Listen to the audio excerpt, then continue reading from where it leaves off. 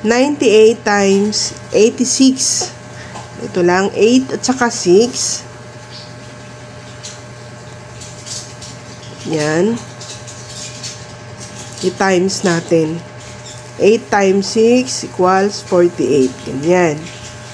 And then, yung 9 at saka 8, i-times natin. 9 times 8 equals 72. Ganyan, di ba?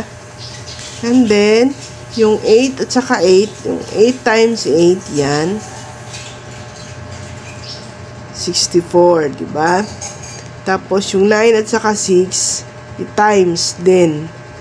9 times 6, 54. I-plus natin yan. 64 at saka 54. 64 plus 54 equals 118. Tapos, ilalagay natin dito yan sa baba. Yan. Yan. Tapos, i-add natin. 8, 12, yan, carry 1, 4, 8.